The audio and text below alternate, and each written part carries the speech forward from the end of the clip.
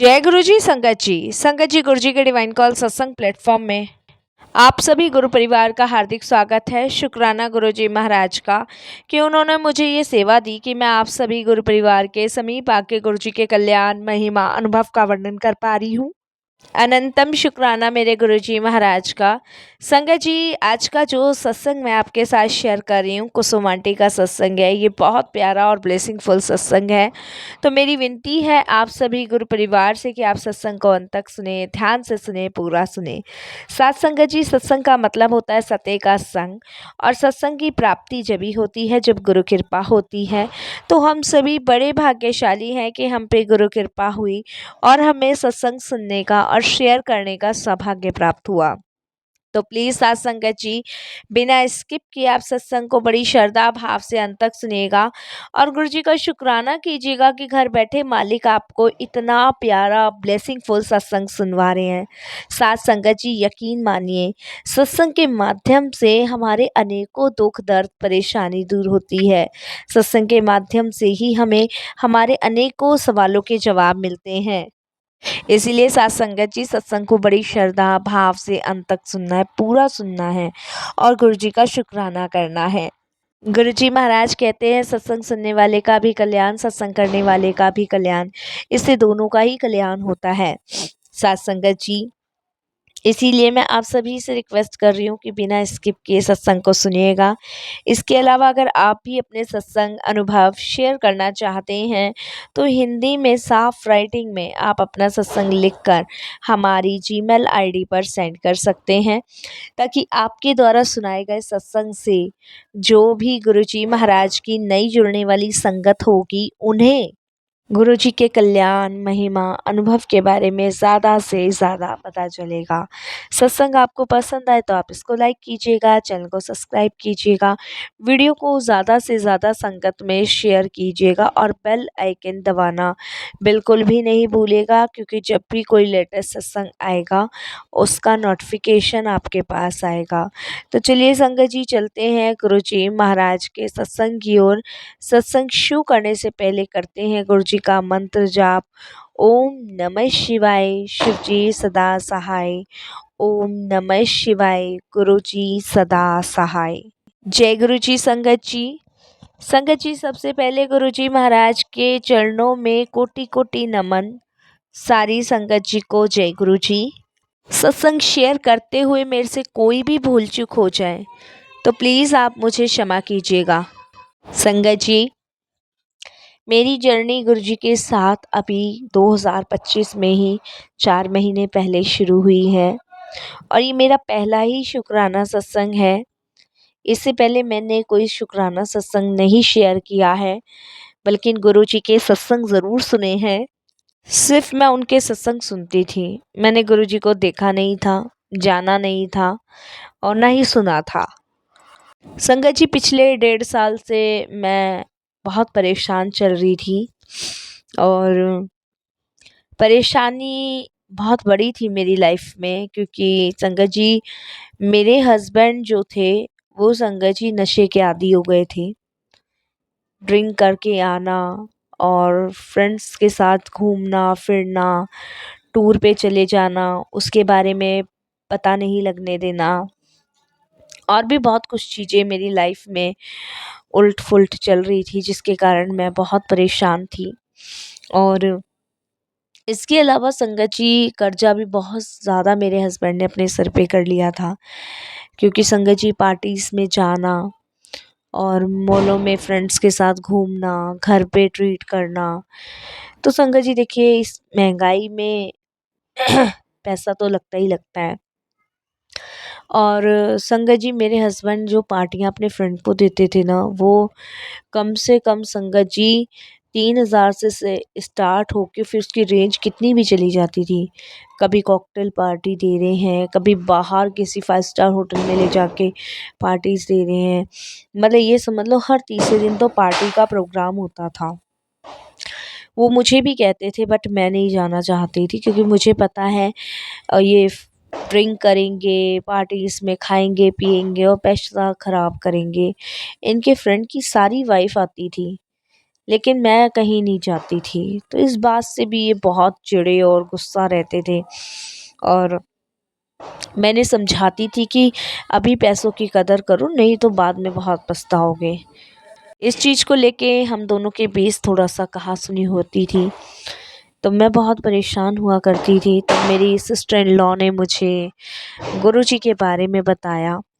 तो उन्होंने कहा कि तुम एक बार जाओ गुरुजी के पास होकर आओ, और मैं सत्संग के लिंक भेजती हूँ, सत्संग सुनो, मंत्र जाप करो। मैं गुरुजी का स्वरूप भेजती हूँ, वो लगाओ, भैया सही रास्ते पे आएँगे, चीज़ें बदलेगी। बट मैंने हाँ भर दिया था दीदी को, लेकिन संगत जी मैंने कभी ध्यान नहीं दिया। उसका रीज़न ये था संगत जी, क्योंकि आजकल हम न्यूज़ में, सोशल मीडिया के माध्यम से देखते हैं कि ये संत बाबा जो होते हैं वो किस टाइप के और किस तरीके के होते हैं। तो इसीलिए विश्वास करना पॉसिबल नहीं था। तो मैंने संगत जी हाँ कह के और अनदेखा करा। तो क्षमा माँगती हूँ गुरुजी, बहुत-बहुत क्षमा माँगती हूँ आपसे। तो हुआ क्या संगत जी कि मेरी जब सिस्टर इन लॉ का कॉल आया एक दिन, और उन्होंने मुझे सत्संग के बारे में पूछा कि मैंने लिंक भेजा था, आपने सुना और क्या सोचा है गुरुजी के पास जाने के लिए? क्योंकि संगत जी मैं द्वारका में रहती हूँ और वो बसंत कुंज रहती हैं। तो उन्होंने मुझसे पूछा था, तो मैंने संगत जी उनकी बात को अनसुना कर दिया, और मैंने कहा नहीं, नहीं मैंने अभी सुने नहीं है, और इस बात को घुमा दिया। तो भाभी ने, मेरी एक भाभी हैं, उन्होंने भी मुझे लिंक भेजे थे गुरुजी के। तो वो लिंक और जो दीदी ने लिंक भेजा था सेम लिंक था। मैंने कहा भाभी भी गुरुजी को मानती हैं। तब संगत जी मैंने उनकी भी बात को अनदेखा किया। हुआ क्या संगत जी कि नेक्स्ट डे मेरे फ़ोन पे एक मैसेज आता है गुरुजी का, और मैसेज आता है तो उस मैसेज में लिखा होता है कि तू बार-बार एक जैसी गलती किए जा रही है। मैं तेरे दुखों को कम करना चाहता हूँ, और तू है कि दुखों में घिरी रहना चाहती है। मैं तुझे अपने नाल जोड़ना चाहता हूँ। तू सही रास्ते पे है, तू सत्संग सुना कर। तब मेरे मन ने कहा कि ठीक है मैं सुनती हूँ। तो संगत जी मैंने सत्संग सुना। पहले दिन जब मैंने सत्संग सुना तो मेरे घर में चमत्कार हुआ।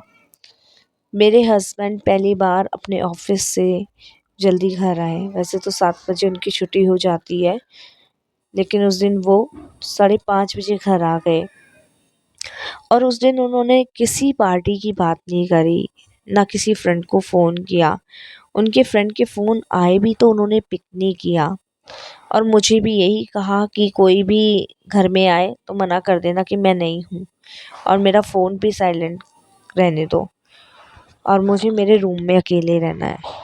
और संगत जी उस दिन मुझे समझ नहीं आया कि पहली बार हस्बैंड जो हैं इतने टाइम में, मतलब 3 महीने पहले अकेले वो रूम में रहे। सुबह बड़े फ्रेश होकर उठे, नाश्ता किया, ऑफिस चले गए, और फिर उसके बाद संगत जी नेक्स्ट डे फिर जल्दी आए। फिर मतलब ये समझ लो 3 महीने से संगत जी ड्यूटी से सीधे घर आते हैं और अपने रूम में बैठते हैं बुक लेकर। कोई बुक पढ़ते हैं वो। मुझे नहीं पता संगत जी, मैंने पूछा भी नहीं उनसे कि क्या हुआ क्या नहीं हुआ, क्योंकि मैंने सब गुरुजी पे छोड़ दिया। और अब सुबह पूजा करते हैं, मैं मंत्र जाप चलाती हूँ, वो सुनते हैं। मैं हो आई हूँ गुरुजी के मंदिर, जल प्रसाद भी पिलाती हूँ। लेकिन अभी गुरुजी के दरबार तो नहीं गए हैं। लेकिन हाँ, ये है कि मुझे विश्वास है कि वो एक दिन गुरुजी के दरबार भी जाएँगे। तो इस 3 महीने में तो गुरुजी ने बहुत सारी चीज़ें मेरे जीवन में बदल दी हैं, जिसके लिए मैं उनका शुक्राना करती हूँ। 3 महीने में हमारे घर में लड़ाई झगड़े भी कम है सास संगत जी। इसके अलावा संगत जी हस्बैंड पहले से बहुत अच्छा बिहेव करने लगे हैं। तो मैं तो थैंक यू करती हूँ गुरुजी का और अपनी सिस्टर इन लॉ का, भाभी का भी, कि उन्होंने मुझे पहले क्यों नहीं गुरुजी के बारे में बताया। पहले क्यों नहीं उन्होंने मुझे गुरुजी के सत्संग भेजे, मंत्र जाप भेजा। काश वो मुझे पहले भेज देते तो शायद मेरे घर में बहुत सारी चीज़ें पहले ही ठीक हो गई होती।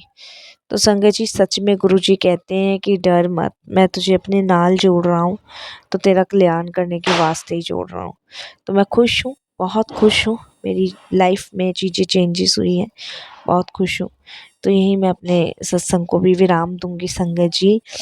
कोई सत्संग शेयर करने में भूल चूक हो गई तो क्षमा कीजिएगा।